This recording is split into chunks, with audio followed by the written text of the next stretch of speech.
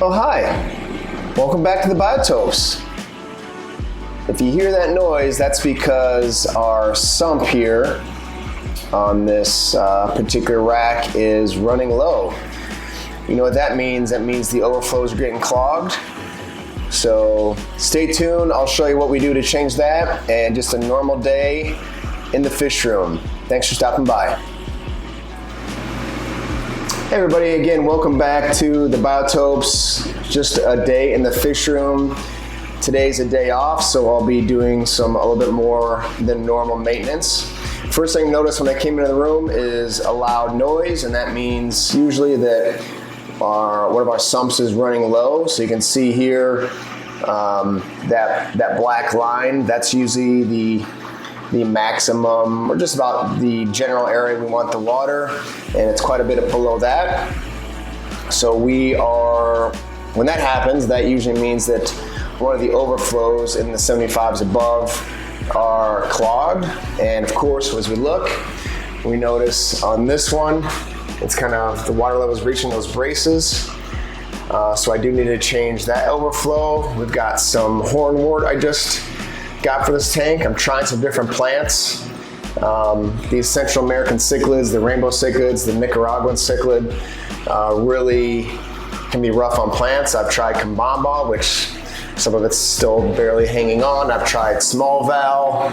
I've got some large Valsinaria rubra in here right now that's doing a little bit better. It's a little bit bigger, thicker. Anyway, I'm just trying some different things that are native to Costa Rica, and hornwort is one of those options. I've got some that's just floating here. Sorry for the glare, everybody. I've got a big clump here. Some of it is settled on the substrate. It's all good. And of course, these Central Americans are just move the sand and gravel around all the time. So tough to keep rooted plants in there. I've added a bunch of rocks on the substrate to try to minimize that, but this Nicaraguan back here, she is really beautiful, she really loves to dig caves. So so anyway, that overflow needs fixed. Also, this 75, you can see I've got some puddling here on the top of this lid, on the bottom of this lid. That tells me that this overflow needs cleaned. So I'm gonna grab those out of there. I'll start with the top one, and I'll change that out, and we'll show you the process and how that changes the level in the sump. All right, I've got my ladder out. I've got a clean overflow sponge here, and I'm just gonna get up there, get that lid off, and get it changed out so you guys can come along for the ride. This here. Let's slip off this lid. Now usually when I get to this point, I go ahead and plant whatever needs planted. Here's this little piece of val. It's getting pretty beat up. Bunch of hornwort. Here's some Kambamba. I'll let the hornwort just float. Here's some Kambamba, because that's just really a floating plant. The Kambamba I try to keep in the substrate, but it's tough to keep doing with these fish. So all I do is just, let me get this clean one out. All I do is just take off this sponge.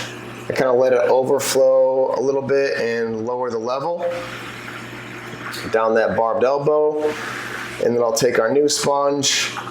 This just has a hole in it there on one end. And just kind of pull it down over that barbed elbow like that. And we're done.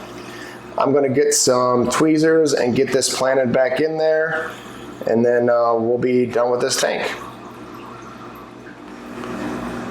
All right, so I've got our trimmings here. I know largely this is a losing battle, but I'm gonna keep trying anyway. So I'm gonna get a couple of pieces of the Kambamba together. And I usually do 2 stems together. Just like that.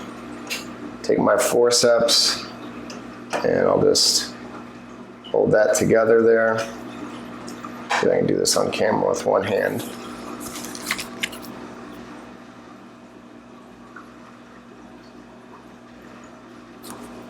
Pretty talented, good. Okay, now I've got those there, and you can see just from above, these guys just dig and dig right to the bottom. So I'm gonna put this somewhere here on this side.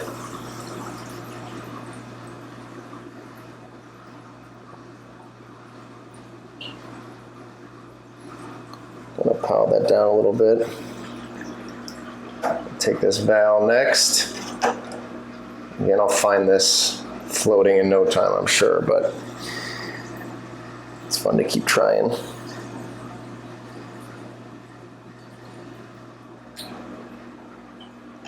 And we'll grab a couple last pieces of this kambamba.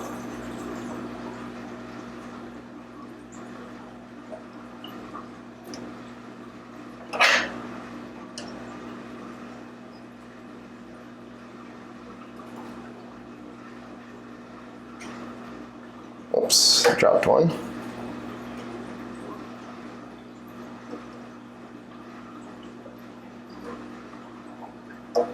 Goodness gracious. Okay, here we go.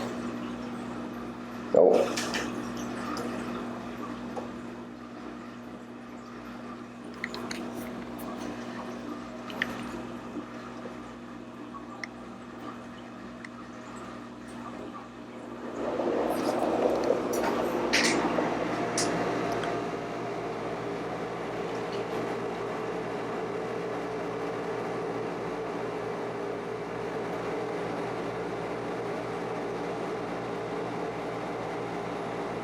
Push some of this substrate to the back a little bit.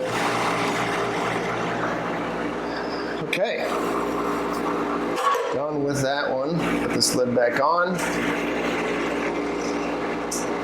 I'll grab a towel later to wipe some of this water down.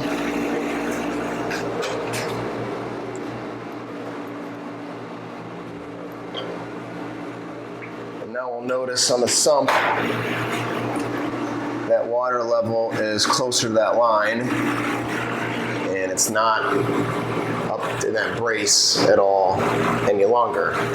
Now I've got to do this one here, but I'm going to rinse out this dirty sponge first, and I'll place it on there, and then we'll be right back. Hey everybody, sorry about that. My camera died, so I needed to charge my camera and get back to the update. So this is the South Johnstone River biotope. This river is located in northeastern Australia. And shout out to Jason Solda of Australian Biotopes for helping me get this together. It's not complete yet, but we are well on our way. So a couple things that's going on with this. One, you might hear there's a fan going in the fish room. I've got the door open in the fish room too, because currently in here it is sitting at 91 degrees in the fish room. So it is a hot July day, and I'm trying to figure out ways to keep these tanks cool. I've got the lids off of this tank. This tank was at 90 degrees this morning. I've got it down to 88 with the lids off. And the fan, I've shortened the amount the light is on this tank to try to cut down on any ambient heat as well. So if anybody's got any good ideas on cooling a fish room in the summer, I appreciate it. This room is well insulated on all walls and the ceiling. It's got a concrete floor. So if anybody has any good ideas, I'd appreciate it. I do have 2 outside walls. One wall that's adjacent to the house, and then one wall that is adjacent to the garage. So in this tank, you might notice I've got some spawning mops. I've got one here, one here, and then one here in the back. I'm trying to get these Pseudomygal signifers or the Pacific blue eyes to breed and increase my colony. I've had these in here for just 3 to 5 days. And I'm going to leave them here for 2 weeks because it usually takes about maybe 16 days to 3 weeks for the eggs to hatch. So I'm going to leave them for 2 weeks, and then I'll move each of those mops into a separate tank. So the other trick with breeding Pseudomygal signifers specifically is they like to spawn the bottom 4 inches from the substrate. So you want to, these have corks on them, so I had to kind of weigh them down under some sticks and wood. So be sure you get those near the substrate. You can see here on the end, my large male is signaling, which is why they're called signifers. He's kind of chasing that female around and signaling to their males. So I know they are trying to spawn in here, but I'm trying to get the temperature down a little bit. Like I said, it was at 88 just a little bit ago, down from 90. Other than that, this tank is really going well. This Vallisneria, this is large Vallisneria. I think this is either Spiralis or Americana, but it's starting to spread. You can see this one's jumped a couple times here. I've got 2 different species of Aponogeton in here. This crispus in the back right here is doing really well. The other ones kind of melt and come back, which is pretty common for Aponogeton species. So a lot of leaf litter. There are some ghost shrimp in this tank, probably 10 or 11 of them. So those are doing well in terms of breaking down any leaf litter and really create a nice ecosystem. This is on a sump, as most of you know. It's a 10-gallon sump underneath. It's behind this lid. Can't see it all the way, but we've got the overflow up in this corner here, and just a pretty cheap Aquaneat light on it. So that's what's going on with this tank. I've got 13 signifers in here. There's 4 or 5 males. Some are calling up pretty good, except for the one large male that keeps signaling out here on the right. The rest are kind of juveniles. They're really coming of age. Some of them are males are getting their color really nicely. So they're just getting at breeding age. I'm hoping to increase my colony here. We're going to add some Meltonania species. Not sure which one yet. But we are working on sourcing those.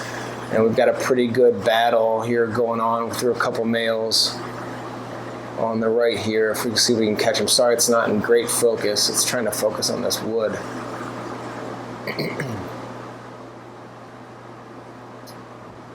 But these are really fun to watch, and the males are obviously really beautifully colored, and the behavior is pretty neat to watch with these guys. So he's just signaling to the female he's ready to breed, and also backing off other males. But looks like they're trying to get some breeding done in this corner over here. And again, they're like to breed near the gravel, in the gravel, but near the substrate for sure. My next tank here is this other 75 gallon. I'm holding these fish for my dad, who's been out of town. So some pretty big angelfish. There's 7 cardinal tetras, a couple grammies, 1 pearl, 1 tiger.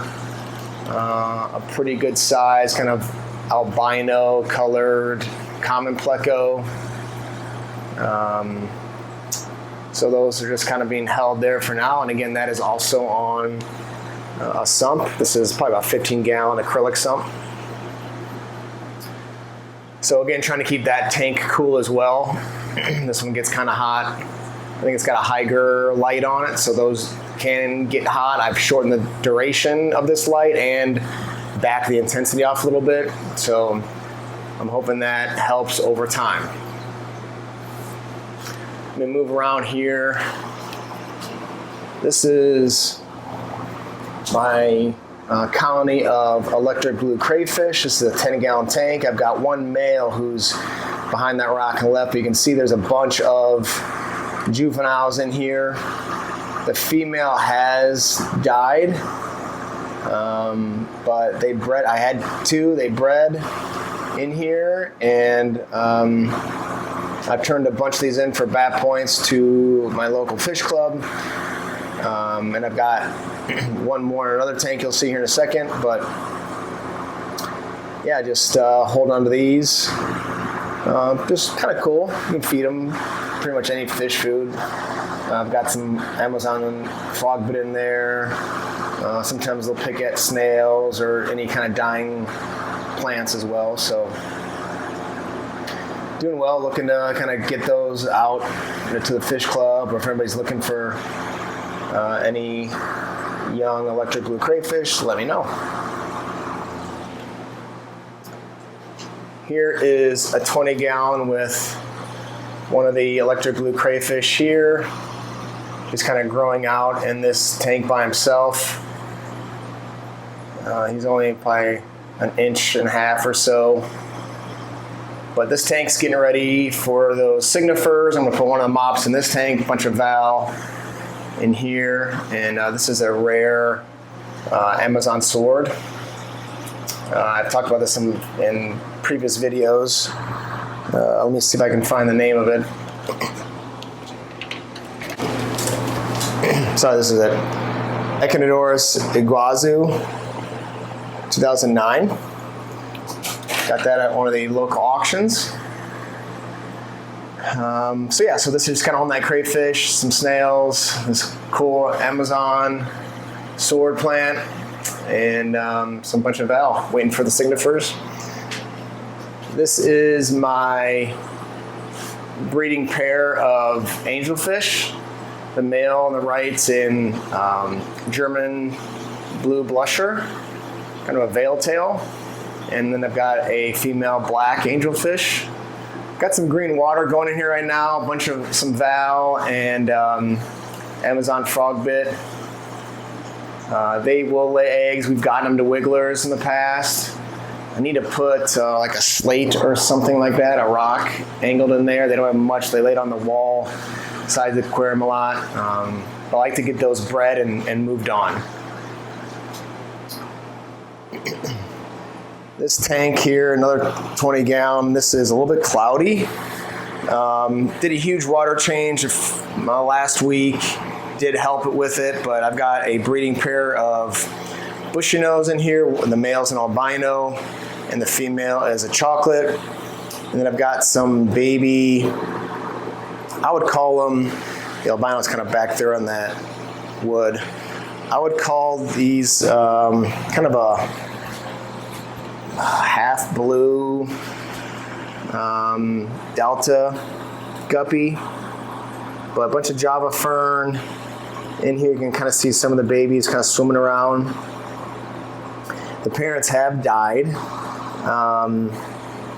but I've got probably 7 or so babies in here, so I'll be turning those in for some bat points here at the end of this month. But other than the cloudy water, tank's doing fine. I do get eggs from the bristlenose from time to time. The male kicks them out, and I'll get 1 or 2 to hatch. It doesn't usually last that long. So just keep trying those for fun.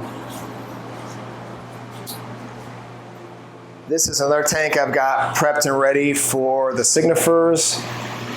This has kind of been a grow tank. It's got a sponge filter in here, a bunch of Java moss, Java fern, some hornwort, some val.